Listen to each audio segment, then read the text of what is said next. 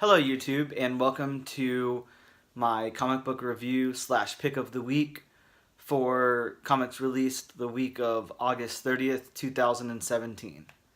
So, this is kind of a different kind of pick for me. Usually I do like a first of a series or whatever, but this one's a little different. So, there's a lot going on right now in comic books. A lot of people are complaining about Marvel being too gimmicky, mashing up characters, the Hulk Wolverine stuff, the Spider Gwen Venom stuff, the lenticular covers that are coming out. There's a lot on this side about that. A lot of people are complaining. A lot of people are saying it's killing the comic book industry. Blah blah blah. I think people will soon come to see that it's not just Marvel doing that.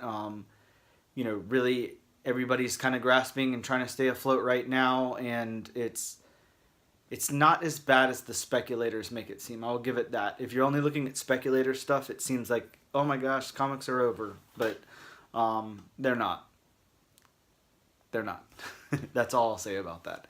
So, anyways, in a world where we have this going on with Marvel and 27 Batman books coming out every week having to deal with metal and nonsense like that don't make any sense. You would think you wouldn't necessarily want to pick a book that is kind of already being covered. Like you might look at it and say, there's already this book already exists. Like, why is there a second series? What's going on?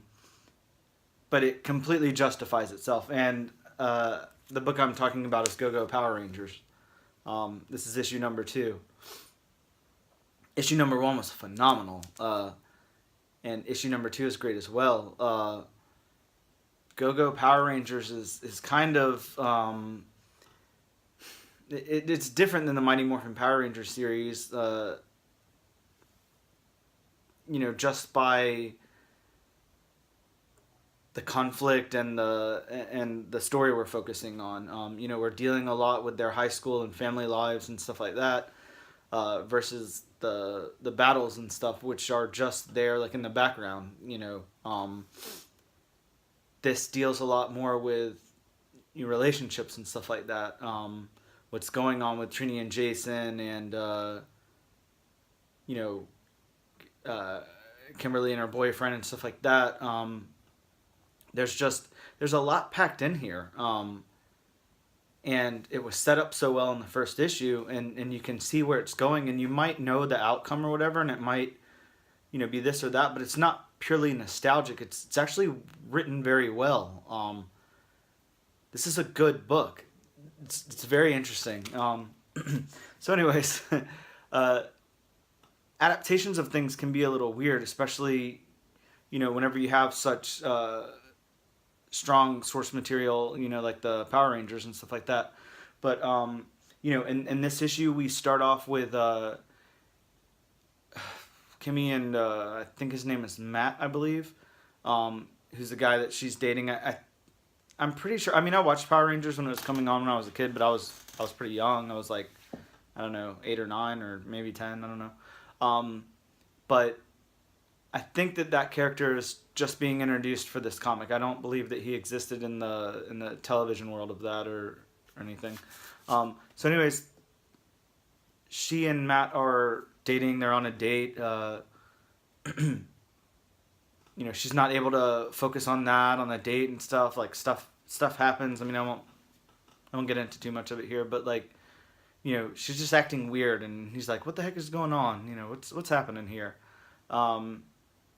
And then, of course, we cut to, some fight scenes, and the Power Rangers are all together, in their uniforms and stuff, in their costumes, battling Rita and getting teleported back to Zordon? I think it's Zordon. Zordon or Zordon? I don't remember his name now, I'm sorry. But anyways, in their... This is only like their, second day or something that they've been Power Rangers, a few days, whatever.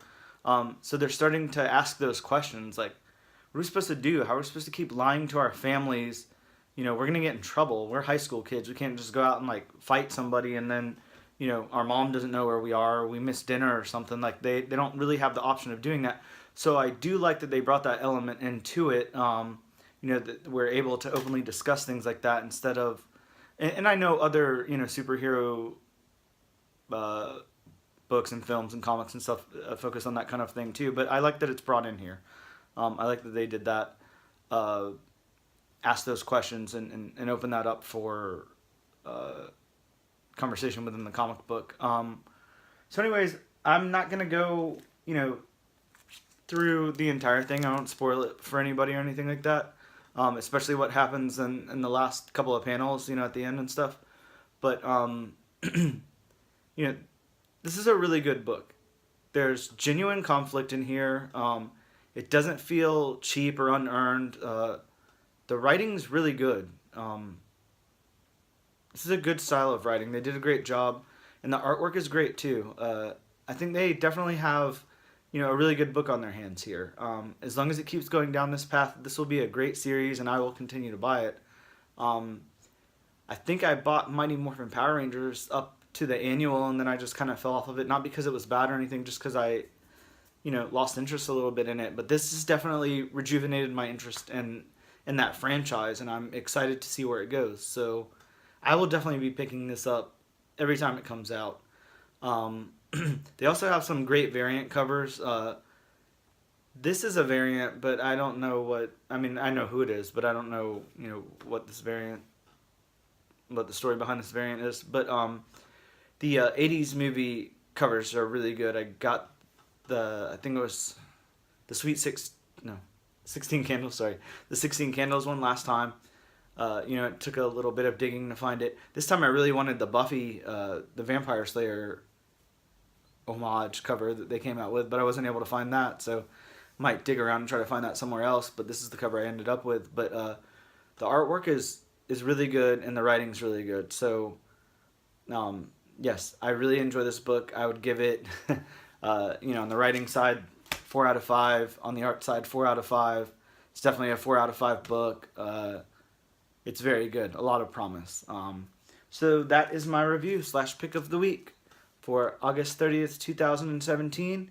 Everybody go check out Go Power Rangers. And, just on a side note, again, as I said at the beginning, towards the beginning of this video and stuff, there's a lot of stuff being said right now, in the comic book industry. A lot of bad things being said about Marvel, the way that they're operating, and a lot of praise for certain other things and stuff like that. And it's easy to get caught up in all of that, and say bad things about comic book companies or series and stuff like that, saying that they're cash grabs and gimmicks and stuff like that. But they're businesses. They're trying to make money. Whether you believe they're doing it the right way or not, like, it's not really necessary to go on YouTube or forums or Facebook or whatever it is and just blast these creators or companies and say that they suck and they're doing a terrible job and stuff like that. Just speak with your money. If you don't like something, then don't buy it. I personally think that I don't think anything sucks right now. I think what's being accused of Marvel is just bullshit, in my opinion. And I think that, everybody's a little bit gimmicky.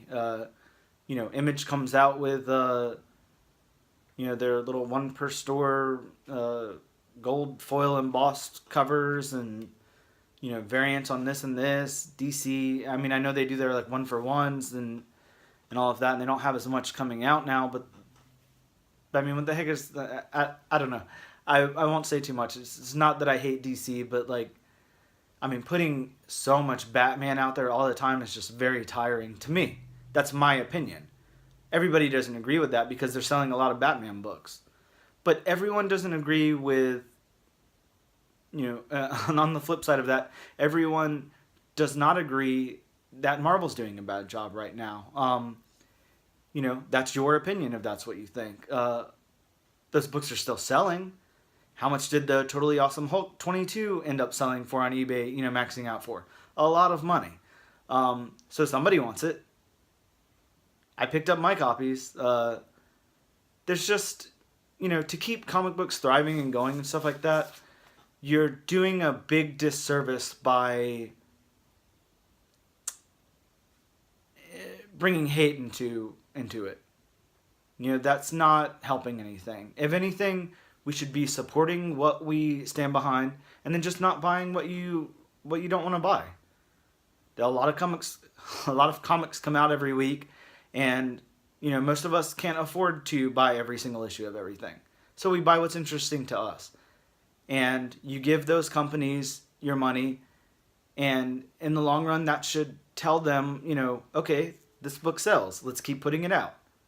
This idea was stupid. Nobody bought it. Let's not put it out anymore. Speak with your dollars. Going on YouTube and message boards and stuff like that is just perpetuating hate and making us look stupid. I don't want to look stupid, so I'm not into that. I will continue to put out positive videos that show my pickups and my reviews and stuff that I enjoy.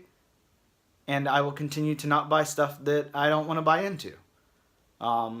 You can do whatever you want. Obviously, we're all, we all have our own minds, and we can operate the way we want to. But that's just a suggestion for everybody. If you want to keep buying comic books and you want to keep going to local comic book shops, conventions, and have great new comics like Go-Go Power Rangers coming out and stuff like that, then don't perpetuate hate on the internet and just speak with your money. So, thank you for watching. Sorry to get all crazy and political or whatever, but thanks for watching. Please subscribe and put a comment below.